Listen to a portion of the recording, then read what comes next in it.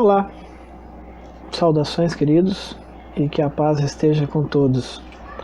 Meu nome é Christian e através desse vídeo hoje eu venho aqui comentar e estudar brevemente uma base bíblica de um assunto no qual tem a ver com o nosso comportamento e conduta diante de Deus, quando se refere à adoração.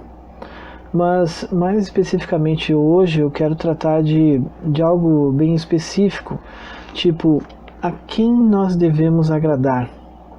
Pois eu creio que pode ser este um assunto de natureza espiritual e que deve nos levar a um entendimento assim de coisas das quais são fundamentais para o caminho de todo indivíduo, principalmente de caráter cristão, né? Note que em algum ponto desse assunto ele tem a sua raiz assim em um determinado ponto aí, especificamente na idolatria. Então pense, reflita, que você vai descobrir que começa lá, o que eu estou querendo dizer, ok? Recentemente alguns amigos entraram nesse debate sobre quem que nós deveríamos agradar, se era a nós mesmos, a Deus ou aos outros, né, ao nosso próximo. Então, depois de bastante discussão, conversa e tal, depois de uns 30 minutos de discussão, quando chegou-se a um ponto necessário de conclusão, eles partiram para a Bíblia. Eles eram amigos cristãos, então que foi onde eles concluíram que era o melhor lugar para buscar uma resposta assim mais concreta, né? Então, a conclusão é a reflexão que se segue. Você vai encontrar lá em Romanos 14, de 1 a 3, a seguinte passagem: assim que nós, os fortes, devemos suportar as fraquezas dos fracos e não agradar a nós mesmos. Cada um de nós agrade ao seu próximo para o seu bem e edificação, porque também Cristo não agradou a si mesmo. Certo? O que você achou desse texto? Né? De repente você vai dizer assim, tá, mas é que ele era Cristo, era o Filho de Deus, né? Ele conseguia. Bom, você vai notar lá em 1 Pedro 2,21 que diz o seguinte, ó: porque para isto sois chamados, pois Cristo também sofreu por nós, deixando-nos um exemplo para que sigais as suas pisadas. Então esse verso já me diz que Cristo veio e fez tudo o que era para que a gente executasse da mesma forma que ele era o exemplo para que a gente seguisse os passos dele. Então, lá em Lucas 9:23 também diz o seguinte, ou em Mateus 16:24, e dizia a todos eles: se algum homem quiser vir após mim, negue-se a si mesmo e diariamente tome a sua cruz e siga-me. Curioso, né? Um verso que pode interligar o outro. Então assim, ó, sabe você que você pode colocar esses versos aí no contexto que você achar interessante, onde quiser e onde melhor lhe convir, mas não vai poder desconstruir o que está na entrelinha proposta dessa passagem. Nós temos conhecimento de que a palavra de Deus ele nos leva ao conhecimento das coisas que são mais importantes à vista dele e não a nossa. Gostar ou não do que está escrito lá é um problema particular da pessoa, não daquele que traz a mensagem, que nesse caso aqui é a palavra de Deus. Ele sabe que na maioria das vezes o que ele tem a dizer não vai soar muito agradável, mas se ele não disser, também não haverá em momento algum o despertamento para um entendimento do que é certo, do que é mais saudável para nós, do que é melhor para nós, aceite ou não. Então, agradar a nós mesmos é o que o nosso coração vem fazendo desde pequeno, desde que a gente nasceu. Nós queremos que nos é mais confortável, o que é mais gostoso, prazeroso, enfim. Queremos fazer a nossa vontade e que nos atendam à nossa vontade, façam as nossas vontades.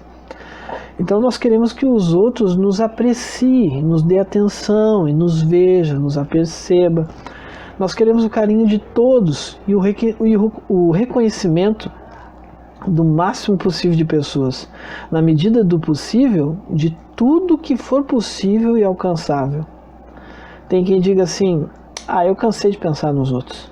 Vou fazer tudo pelos outros, né? Ou eu fiz tudo pelos outros e nunca ninguém me enxergou ou pensou em mim. Só eu que me ferro. Essa é a linguagem mais popular, né? Então, ela diz, agora eu vou começar a pensar mais em mim. Eu vou me cuidar, fazer as minhas coisas e tal. Eu vou viver a minha vida que eu ganho mais. Cansei. Curioso, né? Essas citações de algumas pessoas. É irônico e às vezes engraçado um pouquinho, porque a pessoa ela já se sentia incomodada em fazer o que tivesse que fazer pelos outros, o que mostra que ela está pensando nela, pois não está agradável para ela. Aí ela cansou. E agora mesmo é que ela vai pensar nela mesma, né? Vai cuidar só de si mesma. De repente você vai rir um pouco mais, mas ele não é engraçado, é triste, porque basicamente a pessoa cansou de fazer o bem para os outros. Pense, você pode aplicar tudo aqui, tranquilo esse princípio, para quase todas as esferas de interações humanas, né? Qualquer escusa ou reprovação sua que você sinta ou sinta no teu coração contra essa palavra, já nos prova que talvez no seu coração não é totalmente convertido ao que Deus vem atentando que seja melhor para a tua vida. Talvez porque você acha que só você sabe o que é melhor. E nem o Criador deve saber o que é melhor para você, porque Ele não te dá o que você quer. Concorda?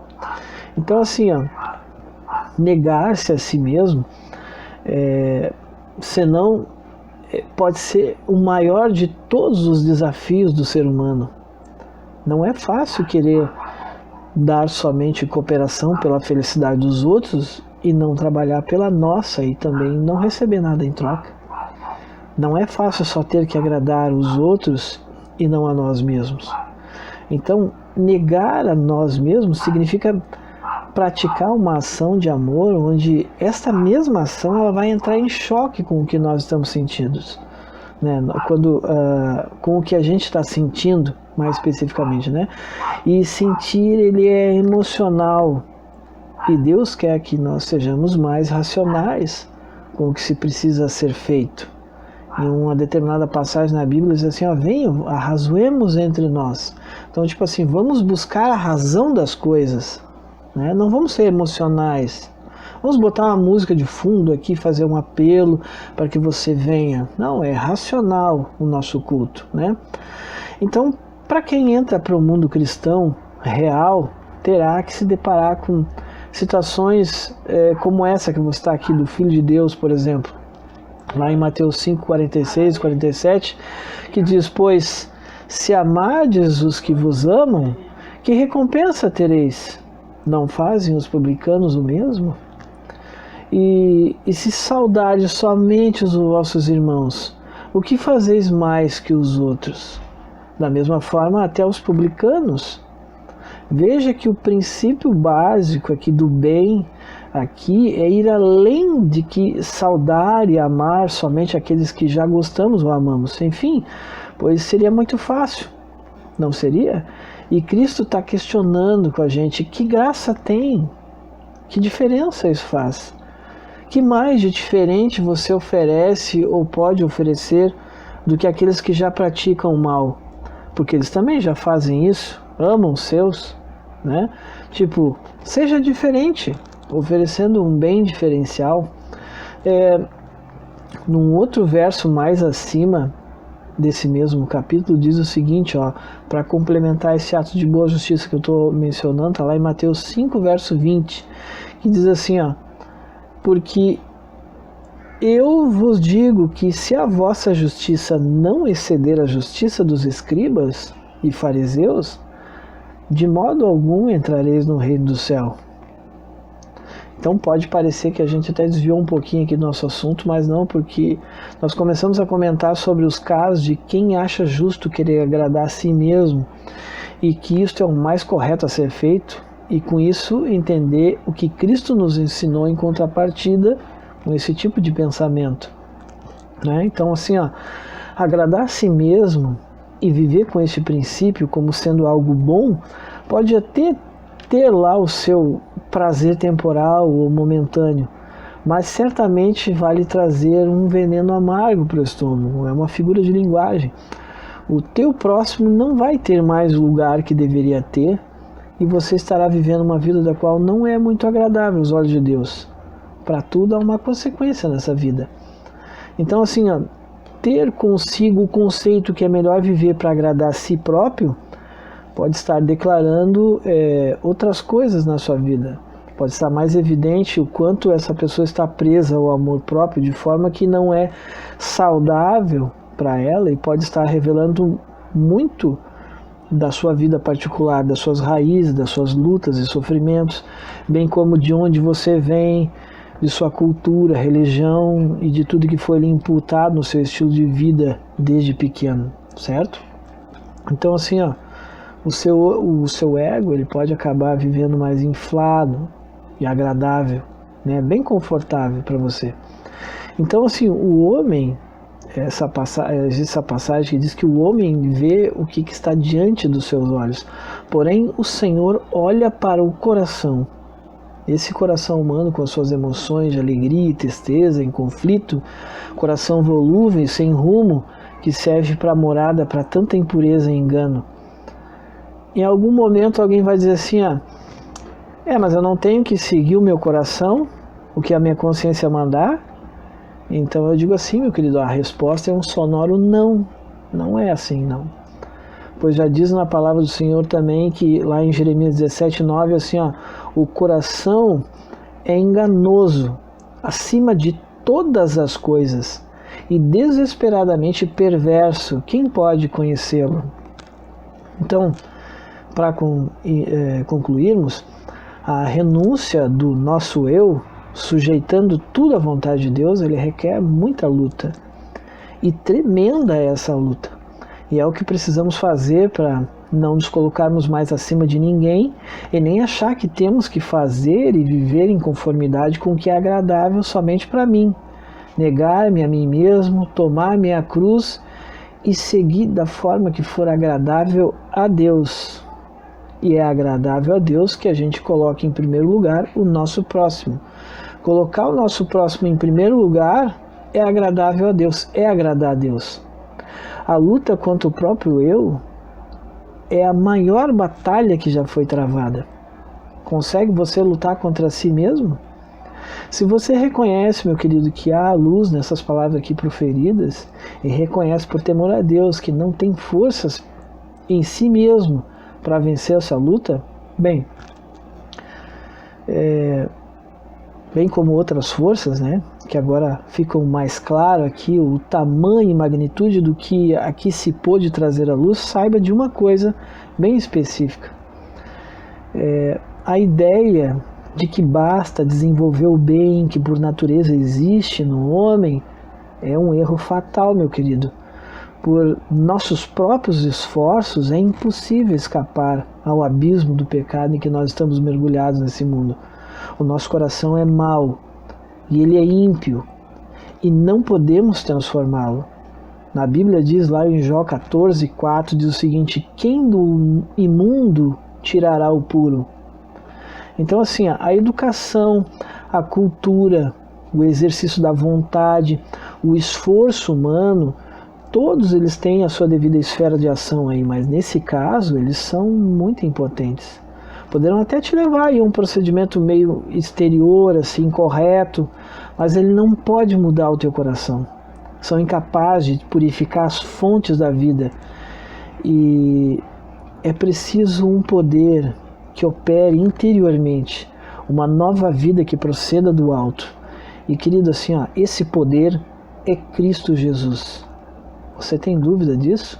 Então, assim, a sua graça, eu acredito unicamente que é que pode avivar essas faculdades amortecidas da nossa alma e atraí-las para Deus, a santidade. Então disse o Salvador em João 3:3, assim: aquele que não nascer de novo, não receber um novo coração, novos desejos, propósitos e motivos que conduzem a uma nova vida, não pode ver o reino de Deus. Então, amar ao próximo como a si mesmo não ensina que devemos primeiro nos amar para poder encontrar esse amor ao próximo, mas sim amar ao próximo como a nós mesmos, porque assim nós já nos amamos por natureza, querido. Lá em 1 Coríntios, no capítulo 10, no verso 24, diz assim, ó, nos diz que ninguém deve buscar o seu próprio interesse, e sim o de outro, o do seu próximo.